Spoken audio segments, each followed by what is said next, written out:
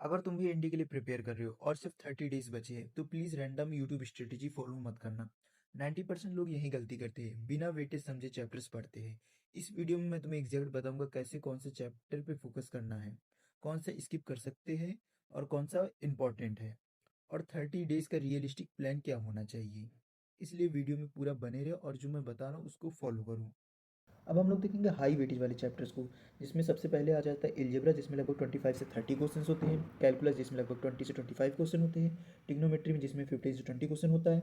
और मैट्रिक्स, जिसमें 10 से 12 क्वेश्चन होता है। अगर मैं अपने हिसाब से बताऊँ तो एलजेब्रा, टिग्नोमेट्री और मैट्रिक्स सही है, मतलब मैट्रिक्स बहुत ईजी पड़ जाता है, एकदम ईजी हो जाता है। मुझे तो मतलब कैलकुलस पढ़ने में बहुत हार्ड हो जाता है। कुछ लोगों का कैलकुलस बहुत स्ट्रांग होता है जो बहुत अच्छा होता है, मतलब इजीली जिनको समझ में आता है। कैलकुलस से आप लोग बहुत इजीली स्कोर कर सकते हैं। तो जिसको भाई आता है तो कैलकुलस बिल्कुल ना छोड़े, अगर नहीं आ रहा तो आप इसको स्किप भी कर सकते हैं, लेकिन ये स्किप करने लायक चीज़ नहीं है। ये 4 चैप्टर बहुत इंपॉर्टेंट है और आगे 3 चैप्टर और दूंगा, वो भी बहुत इंपॉर्टेंट चीज़ है। वैसे कैलकुलस के अंदर भी आप लोगों को बता दूँ बहुत सारी चीज़ें आता है। डिफ्रेंसिएशन भी आता है, इंटीग्रेशन भी आता है, बहुत सारी चीज़ आता है, आप लोग को पता ही है। आगे मैं आप लोगों को डिटेल में बता दूंगा क्या क्या आता है, क्या क्या नहीं आता है। और जैसे मैंने आपको बताया था कि आगे कुछ चैप्टर और इंपॉर्टेंट, जैसे वेक्टर 3D हो गया, प्रोबेबिलिटी हो गया, स्टैटिक्स हो गया। ये 3 चैप्टर तो बहुत ही इजी और बहुत इजीली स्कोर किया जा सकता है। इसमें लगभग 24 क्वेश्चन आपका आना ही आना, 24 25 आ जाता है इजीली क्वेश्चन इसमें। तो ये बिल्कुल छोड़ने लायक चीज़ नहीं है। अगर आप वो पिछला 4 और ये 3 अगर तैयार कर ले, आपका 70% पेपर आप लोगों का लगभग तैयार हो जाता है। जिसमें से आप चाहे तो एक आधा चीज़ छोड़ सकते हैं, लेकिन मैं रिकमेंड करूँगा कि ना ही छोड़े। छोड़ने लायक अगर मैं अपने हिसाब से बताऊंगा, मुझे तो ये कैलकुलस बहुत भाई दिक्कत करता है। तो मैं ये कैलकुलस अपने तरफ से मतलब छोड़ने कहता हूँ। अगर आप लोगों को कैलकुलस समझ में आ रहा है तो करिए, मत छोड़िए।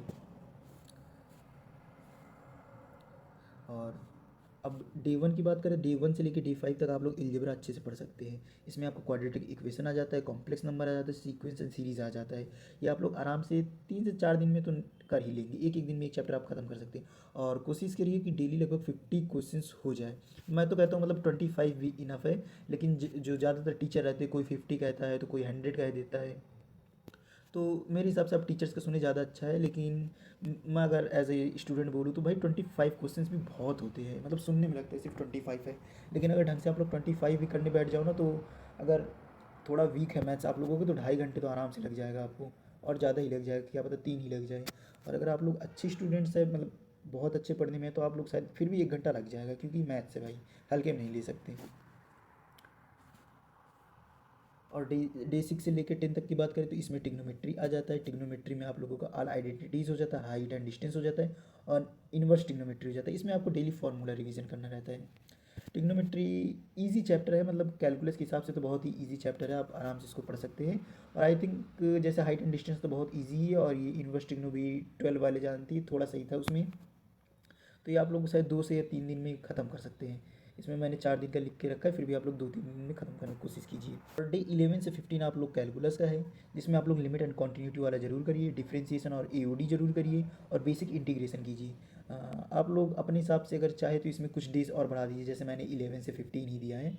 आप लोग चाहे तो अगर आप लोगों का वीक हो तो आप लोग 11 से 20 भी कर सकते हैं, और अगर आप लोग का स्ट्रांग हो तो 11 से 13 कर लीजिए। लेकिन कर लीजिए, ये हाई स्कोरिंग सेक्शन होता है जैसे कि मैं बनाया हूँ।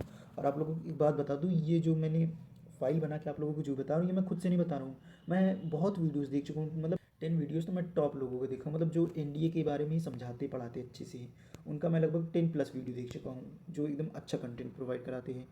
तो आप लोग अपने हिसाब से देख लीजिए थोड़ा सा, और मैं अपना अगर कहूँ तो मैं बहुत वीडियो एनालाइज करके बता रहा हूँ। तो अगर आप इसको भी फॉलो कर लेंगे तो आप लोगों को आराम से हो जाएगा। डे 16 से 18 मैट्रिक्स और डिटर्मिनेंट्स करेगा, अगर आप लोग पढ़े इसको हल्का सा भी, तो आप लोगों को ज़्यादा इसमें टाइम नहीं लगेगा, क्योंकि मैट्रिक्स में मैट्रिक्स ऑपरेशन आ जाता है, और डिटर्मिनेंट्स का प्रॉपर्टीज आ जाता है, इन्वर्स एंड एडजॉइंट आ जाता है। और अब अगर ये मैं बताऊँ, मैं अपना क्या बाकी बच्चों को भी बताऊँ, तो ये बहुत ही ईजी और स्कोरिंग है। जैसे अगर ये चैप्टर आप लोगों को आता भी नहीं है ना, तो भी आप लोग शायद 2 दिन में पूरा ये चैप्टर्स आप खत्म कर सकते हैं अच्छे से। 2 चैप्टर है इसमें, मैट्रिक्स और डिटर्मिनेंट्स, आराम से 2 दिन में ख़त्म हो जाएगा। मैट्रिक्स एंड डिटर्मिनेंट्स के बाद आप लोग यहाँ पे वेक्टर और 3D कर सकते हैं आराम से। ये चैप्टर भी बहुत इजी होता है, वेक्टर और 3D, जिसमें डायरेक्शन कोसाइंस बहुत इंपॉर्टेंट होता है, लाइन एंड प्लेन बहुत इंपॉर्टेंट होता है, और स्केलर एंड वेक्टर प्रोडक्ट ये बहुत मतलब इंपॉर्टेंट, इसी से क्वेश्चन आते हैं। यही 3 टॉपिक जहाँ से क्वेश्चन आपका बन सकता है, और इसमें कुछ अलग तो है नहीं। ये भी बहुत ईजी और स्कोरिंग चैप्टर है, आराम से बना सकते हो। वेक्टर तो बहुत ही ईजी चीज़ है, क्या ही बताऊँ। थोड़ा सा मैट्रिक्स से शायद हार्ड पड़ जाए, लेकिन ये ईजी अच्छा खासा बहुत ईजी है।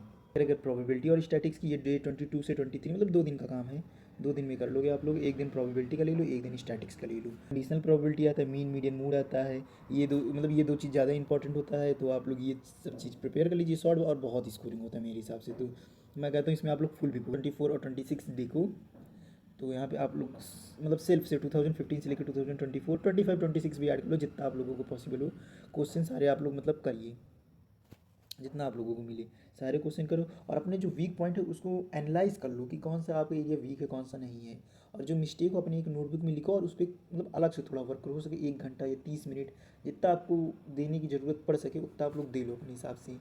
क्योंकि जब आप मॉक टेस्ट दे दो, टाइम मैनेजमेंट का प्रैक्टिस कर लो, और अटेम्प्ट करो पहले ईजी क्वेश्चंस को, है ना। और ये आप लोगों को अगर बताओ कि ये जो ब्लाइंड गेसिंग होता है, ये मैं भी करता हूँ, तो दूसरों को मना करने में भी अजीब लगता है, लेकिन भाई ब्लाइंड गेसिंग करना मतलब एकदम पागलपन है। क्योंकि ब्लाइंड गेसिंग अगर मैं अपने हिसाब से बताऊँ तो ये ज़्यादातर गलत है, तो मुझसे तो 90% गलत हो जाता है। करना बिल्कुल न्यू टॉपिक्स का तो सोचना भी मत कि थोड़ा सा भी न्यू टॉपिक उठा ले। जितना आप लोग पुराना कर चुके हो तो उसी में से आप लोगों को रिवीजन करना है, उससे ज़्यादा कुछ नहीं करना है। और लास्ट बात नहीं, लास्ट डे भाई अब क्या ही कर सकते हो, तो थोड़ा मतलब टेंशन फ्री हो के 8 से 10 घंटे सो लो, इससे बेटर मैं क्या ही बताऊँ। जो मैं बताया हूँ अगर इतना आप लोग फॉलो कर लोगे तो आप लोगों का 100+ मार्क्स आराम से आ जाएगा, 100+ आराम से आ जाएगा, कुछ भी मतलब रुक ही नहीं सकता 100+ से। आप लोग कोशिश करो 60 से 70 क्वेश्चन अटेम्प्ट करने की, 60 से 70 क्वेश्चन अटेम्प्ट करने करो।